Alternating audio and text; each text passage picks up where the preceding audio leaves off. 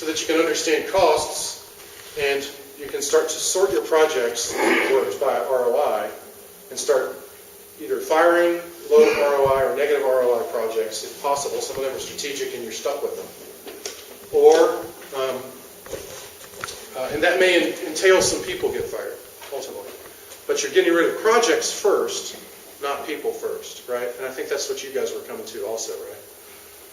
And you can't do that usually with most companies today don't understand their cost of production well enough to be able to do this. And so you have to, whether it's on the Big Chief tablet or using immaculate software such as I might provide, you need to understand your per project costs, your per person costs, per project costs. Anybody who wants a copy of this, you send me an email to kurt@jernix.com and I'll be glad to send it to you. Or you can tweet me, CLF99, or get on LinkedIn with me or Facebook with me. Just say, hey, I saw your speech, and I'll be glad to connect to you. And send you anything you want. So you're firing projects, not people. Now, the inverse of this, on the growing economy, which is, at least in our company, what we seem to be experiencing now, how many people feel like the economy's turned around? Well, not that many, okay. So, interesting. So, the inverse of this is that you sort your projects and your customers and whatever by ROI, and now you say, these are the projects where we're making money, where we're getting it done. These are the customers where we're making money and we're succeeding with these customers. What is it about these kinds of customers? Let's say that you're a B2B consultancy, a business-to-business consultancy like an architecture firm or an IT services firm or some sort of knowledge worker outsourcing firm. Some of your customers are profitable and some aren't. And your billing's hopefully automated to some degree. It ought to be easy to figure out where you're making money and where you're not. It's possible that your competitors are way better at serving some of those customers that you're not making money on than you are, and you're not allowed to go do it because everybody wins. Yes, sir? I mean, in the fire projects, don't you have to come back and find the resources? You do. Right. But now you do. You have to fire. The whole purpose of firing the project was so that we can stop spending money on those projects that are losing money. Right?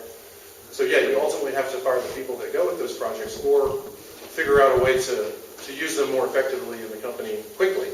Because you wouldn't be doing this if you had lots of cash.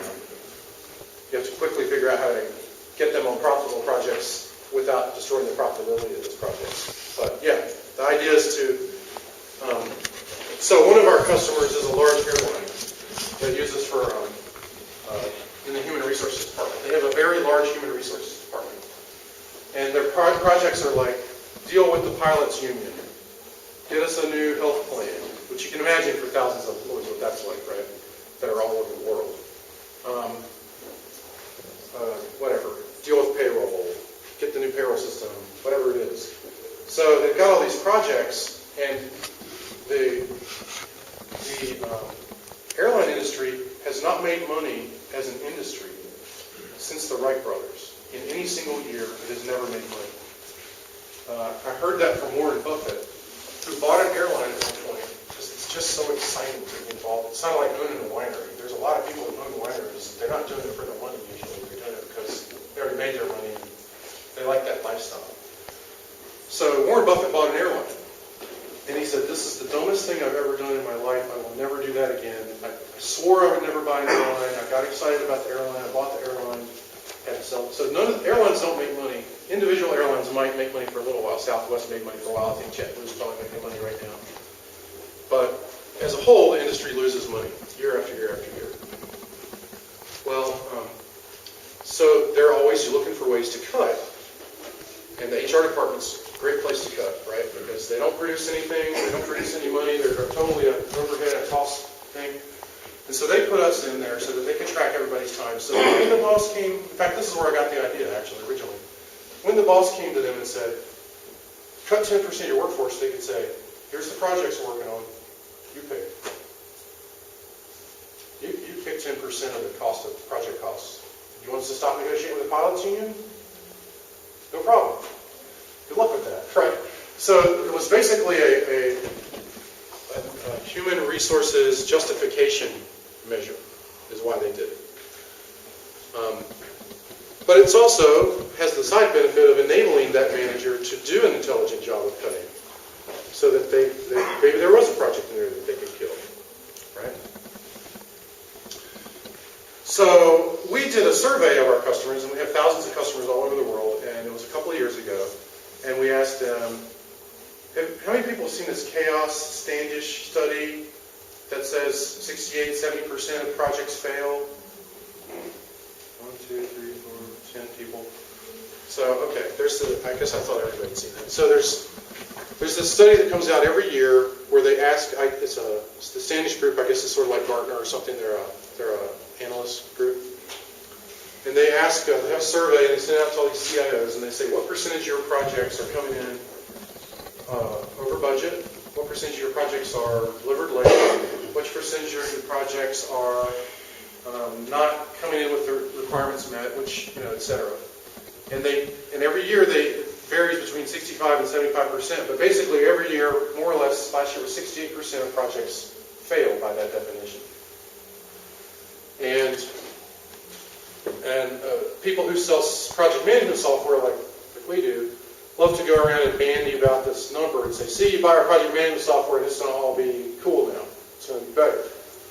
Which is not really true, because this kind of software has been around for a while, and I observe it's still 70% year after year. So it must not be the software that fixes the problem.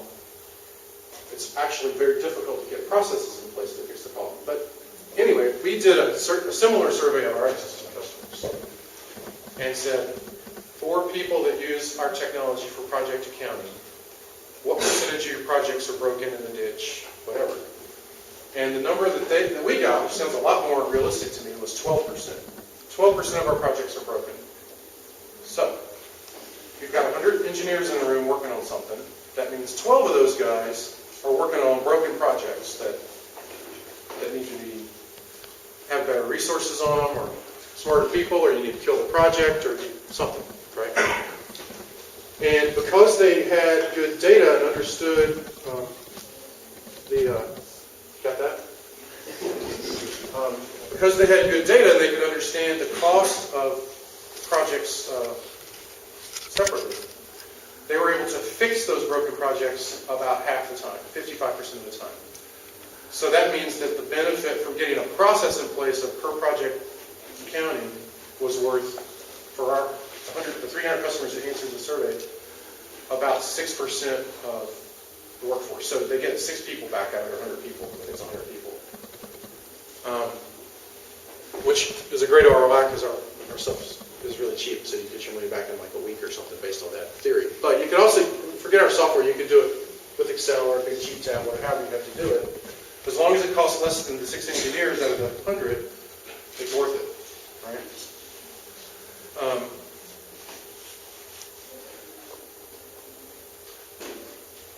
So, in order to have the ability to do this precision cutting or in the growth mode, you find out these are the customers that we really do a good job for. We're great at this. We make money at it. We come in on budget. We're good at managing these projects. That would be a natural input to strategic thinking. Why don't we do more of that thing we're great at and stop doing this stuff that we're not that good at over here, right? It's the adding on with the scalpel, right? So the definition of profitability gets a little bit confusing in an IT organization that doesn't have external customers that pay cash for things. If you're upgrading the CRM system in your IT shop, the customer relationship management system from whatever to the new version, what's the benefit to your organization of that? What's the return on that? You know how you probably have estimates and you can figure out what it's going to cost to build that? Now, in a customer pays you money, you know what the R and ROI is, but in an IT shop, where it sounds like most of you guys are, sometimes you have to make some sort of approximation for revenue, preferably with agreed upon numbers for management.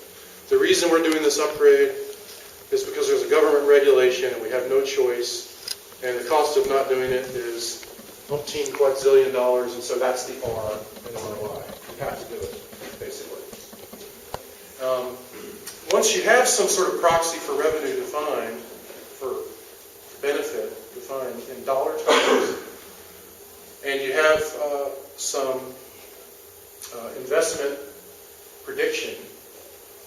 Investment prediction, in other words, project estimates, are generally not going to be very accurate if you don't eventually track time against them to improve your estimation process. Right?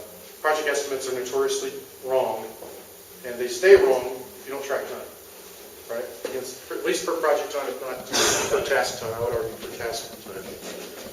So now you've got ROI, or some estimate of ROI for all of your projects, and you can sort by the highest ROI project. You've got this much money to invest. This is your budget for the next year. You sort by ROI, and you take your highest ROI projects, and you do those first. Within some constraint of strategic priority in your company, you may not get to avoid certain ones, no matter what.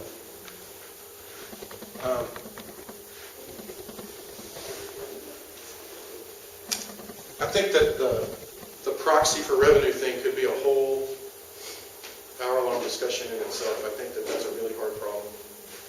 Can we go back one slide just for a second? Yes, sir.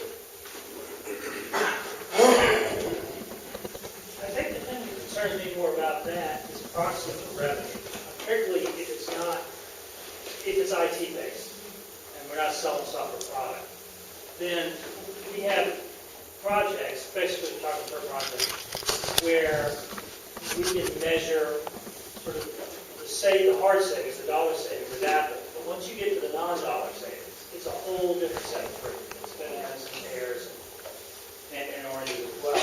So I'm not sure that it's really possible to turn those proxies for revenue into something you can compare to revenue, or even can compare to each other.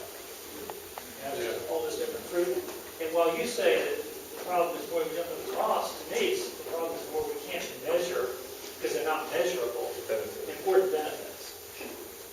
It's a lot different when you're selling the product, although even then you're guessing. But at least you're always guessing a dollar. Here we're not. Any thoughts on that? Well, I think that you have to find a way to try to dollarize the value. And you're right, I think that that's really hard to do. And I don't really have good answers. I'd love to. Yes, sir. The point I'd like to make is that, and I've dealt with farm companies, we have to deal with regulators and everything, and even the insurance company can say exactly what the cost of one human life is. So there's always an algorithm out there which will give you that value. Right. And you can say, well, if we lose patent on this product. Even though it may be a little creepy. You have to have assumptions. Yeah. The PenBox says, we've heard it several times today, is you have to have assumptions. And then you leave it up to the upper management to say whether the assumptions are viable or they think you're off base. Yes, ma'am.